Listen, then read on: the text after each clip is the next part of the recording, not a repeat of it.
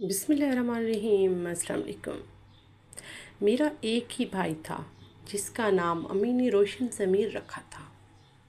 وہ اپنے نام کی طرح روشن ضمیر، رحم دل اور ہر کسی کے دکھ سکھ میں کام کرنے والا انسان تھا۔ ایک بار وہ بازار گیا تو وہاں ایک لڑکے کو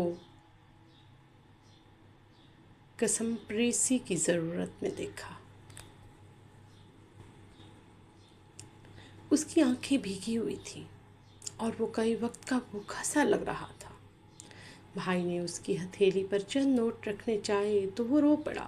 تب روشن نے پوچھا، تمہیں کیا دکھ ہے؟ مجھے بتاؤ تاکہ میں تمہاری کچھ مدد کر سکوں۔ وہ بولا، میری طبیعت طویل ہے، سڑک پر کھڑے کھڑے نہیں بتا سکتا۔ روشن نے کہا، اچھا تو آؤ میرے ساتھ گھر چلو، وہاں آرام سے بیٹھ کر بات کرتے ہیں۔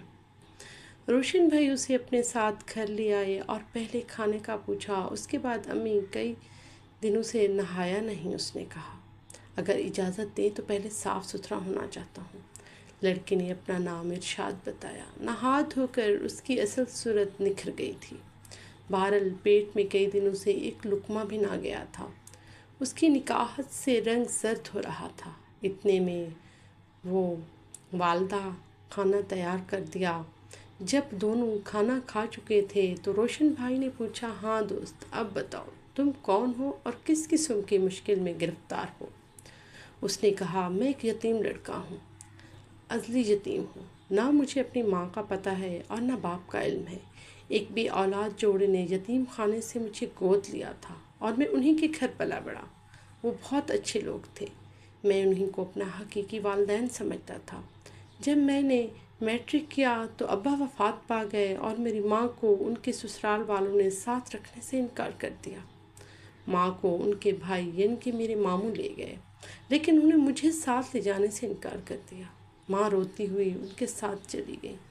ان کے جانے کے بعد میں اپنے تایا اور چچوں کے ساتھ رہنے لگا۔ انہوں نے اپنے بھائی کے لیے ایک لڑکے کو بطور اولاد قبول نہ کیا اور مجھے صاف بتا دیا کہ تم ہمارے بھائی کی حقیقی اولاد نہیں ہو۔ ہمارے بھائی نے تمہیں یتیم خانے سے گود لیا تھا، لہٰذا یہ مت سمجھنا کہ ہماری جائیداد میں تمہارا کوئی حصہ ہے۔ اگر سمجھداری سے اپنے حد میں رہو گے تو اس گھر میں رہ سکتے ہو، وہ بھی صرف ہمارے محروم بھائی کی خاطر، ورنہ غیروں کو اپنے گھر میں جگہ دیتا کون ہے؟ انہوں نے یہ بات بھی واضح کر دی کہ پہلے تم اس حقیقت سے ناواقف تھے، ہمارا سارا خاندان اس راز کو جانتا ہے، تم اس خون سے نہیں ہو۔ یہ کہتے ہوئے ارشاد کی آنکھوں میں آنسو بھر آئے۔ اس نے اشک پوچھتے ہوئے بتایا، جب تک امی ابو زندہ تھے خاندان میں میری حیثیت ان کی سگی اولاد جیسی تھی۔ انہوں نے مجھے ناز و نام سے پالا، لیکن ان کے بعد میری قدر ایک ملازم سے بھی بدتر ہو گئی۔ میرا کمرہ مجھ سے چھین لیا گیا اور میں چھت پر بنی ایک کوٹھری میں سونے لگا جس کا زینہ بھی بہر سے تھا۔ 2 وقت کے کھانے کے بدلے میرے والد کے بھائی ان کی بیویوں اور بچوں مجھ سے خادموں کی طرح کام لیتے اور حکم چلاتے تھے۔ کالج میں داخلہ تو دور کی بات، انہوں نے گھریلو کاموں کے ساتھ ساتھ مجھے دکان پر بھی بٹھا دیا۔ میں صبح سویرے دکان کھولتا اور شام تک وہاں ڈیوٹی دیتا۔ جب تھکا ہارا گھر آتا تو ہر فرد مجھ سے نوکروں کی طرح کام لیتا۔ ان کا سلوک دن بہ دن توہین آمیزہ ہوتا گیا۔ صرف ایک دادی جان تھیں جو اب بھی مجھ سے پہلے کی طرح پیار کرتی تھیں، مگر وہ معذور تھیں، ان کا کسی پر بس نہیں چلتا تھا۔ ان کی وفات کے بعد تو گویا اس گھر میں میرے لیے کوئی جگہ ہی نہ رہی اور زندگی عذاب بن گئی۔ لیکن میں پھر بھی سب سہتا رہا۔ آخر چاہتا تھا تو کہاں جاؤں؟ ایک روز صفائی کرتے ہوئے مجھ سے میز کا شیشہ ٹوٹ گیا۔ اسی بات پر تایا نے بہت برا بھلا کہا اور گھر سے نکل جانے کا حکم دے دیا۔ میں بھی اب مزید ذلت برداشت کرنے کی سکت کھو چکا تھا، چنانچہ صبح ہی گھر سے نکل پڑا ہوا۔ سوچا کہ کہیں محنت مزدوری کر لوں گا، لیکن اب اس گھر میں نہیں رہوں گا۔ مجھے گھر سے نکلے آج چوتھا دن ہے۔ 3 راتیں ایک دکان کے تھڑے پر سو کر گزاری۔ میری جیب میں پھوٹی کوڑی نہ تھی اور نہ تن پر، بس وہی ایک جوڑا تھا جو پہن کر نکلا تھا۔ میں نے کئی دکانوں پر ملازمت کے لیے درخواست کی، مگر ہر جگہ سے یہی جواب ملا کہ ضرورت نہیں ہے۔ آج میں اسی مایوسی کے عالم میں سوچ رہا تھا کہ ریلوے اسٹیشن چلا جاؤں۔ اگر وہاں مزدوری نہ ملی تو ریلوے کی پٹڑی تو ہے ہی، شاید وہی مجھے میرے لیے اپنے پیارے والدینوں کے پاس پہنچا دے جنہوں نے مجھے گود لیا تھا۔ میں اسی کشمکش میں تھا کہ آپ کی نظر مجھ پر پڑی اور آپ اتنے مہربان لہجے میں بات کی کہ میں بنا سوچے سمجھے آپ کے ساتھ ہو لیا۔ سچ ہے کہ ڈوبتے کو تنکے کا سہارا ہی کافی ہوتا ہے۔ میں نے سوچا کہ شاید اللہ نے آپ کو میرے لیے فرشتہ رحمت بنا کر بھیجا ہے۔ واقعی اللہ مسبب الاسباب ہے اور وہ رازق ہے اور وہ کسی کو بھوکا نہیں رکھتا۔ ارشاد نے آنسو پوچھ کر بات مکمل کی تو روشن بھائی اندر آئے اور امی کو بلا کر لے گئے۔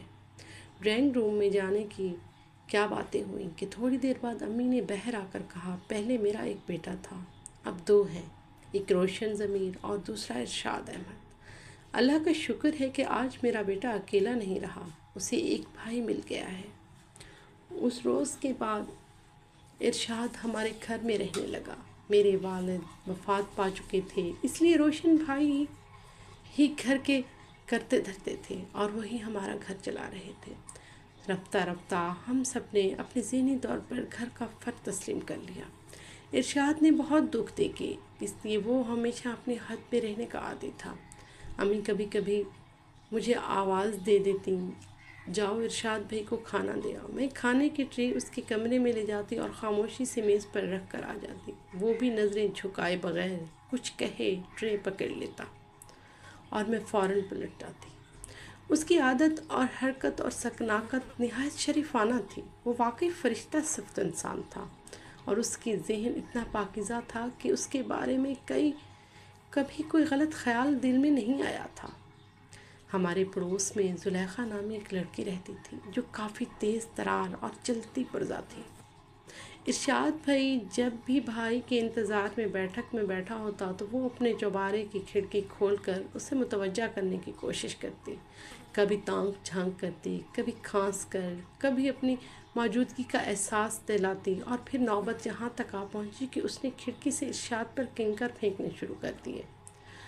شروع میں تو ارشاد خاموش رہا، لیکن جب یہ سلسلہ نہ رکا تو اس نے روشن بھائی کو آگاہ کر دیا، مجھے لگتا ہے اب میرا بیٹھک میں بیٹھنا ٹھیک نہیں ہے، کہیں اس لڑکی کی شرارتوں کی وجہ سے مجھ پر کوئی مصیبت نہ ٹوٹ پڑے۔ روشن بھائی اس لڑکی کی تراری سے واقف تھے۔ انہوں نے ارشاد سے کہا، جب وہ ایسی حرکت کرے تو اس کی پھینکی ہوئی چیزیں سنبھال کر میرے حوالے کر دیا کرو۔ زلیخا کی ہمت اتنی بڑھ گئی کہ وہ اب چھوٹے چھوٹے پتھروں میں خط لپیٹ کر بیٹھک میں اچھالنے لگی۔ ارشاد وہ پتھر اٹھا کر روشن بھائی کو دے دیتا۔ معاملہ پڑوس کا تھا، اس لیے ارشاد خوف زدہ رہتا تھا، لیکن روشن بھائی کا کہنا تھا کہ یہ خط بطور ثبوت رکھنے چاہیے، کیونکہ ایسی لڑکیاں گوہری مقصود حاصل نہ ہونے پر انتقامی کارروائی کے طور پر کوئی بہتان بھی لگا سکتی ہیں۔ روشن ضمیر کو اس لڑکی سے کوئی دلچسپی نہ تھی، بلکہ وہ اس کی حرکتوں پر غصے میں رہتا تھا، مگر پھر کچھ سوچ کر خاموش ہو جاتا۔ خدا کی قدرت دیکھیے کہ انہی دنوں زلیخا کے لیے ایک اچھا رشتہ آیا اور اس کی شادی ہو گئی۔ قدرت کے کھیل بھی عجیب ہیں۔ جس لڑکی سے روشن بھائی چڑھتے تھے، اس کی شادی ہوتے ہی اس کا دل پسج گیا۔ محبت کی وہ چنگاری جو کہیں اندر دبی ہوئی تھی اس وقت شعلہ بنی جب وہ رخصت ہو کر اپنے گھر چلی گئی۔ اس کے کمرے کی کھڑکی بند ہوئی تو روشن ضمیر جیسے بھائی کے دل کی کھڑکی بھی بند ہو گئی اور انہیں گھٹن ہونے لگی۔ یہ ایک ایسا انجانا رشتہ تھا جس کی پہچان ہی اس وقت ہوئی جب وہ لڑکی کسی اور کی ہو چکی تھی۔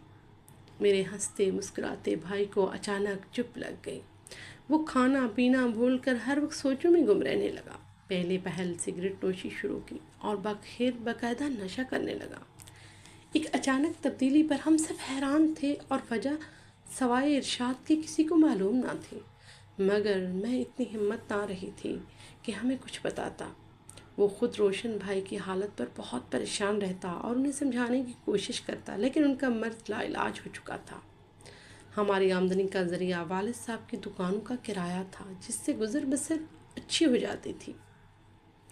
جب ہم نے دیکھا کہ بھائی دنیا اور مافیا سے بے خبر ہو گئے تو امی نے ارشاد سے کہا، اب وہ تمام ذمہ داریاں جو روشن سنبھالتا تھا تمہارے ذمہ ہیں۔ اب حال یہ تھا کہ روشن بھائی نشے آور سگریٹ پی کر بیٹھک میں لمبے تان کر سو رہتے تھے۔ ارشاد نے بہت چاہا کہ کسی طرح روشن بھائی نشہ ترک کر دیں، مگر ناکام رہا۔ ایک روز اس نے سگریٹ بھائی کے منہ سے چھین کر باہر پھینک دی۔ بس پھر کیا تھا کہ روشن بھائی آپے سے باہر ہو گئے اور ان سے سخت تلخ کلامی کی۔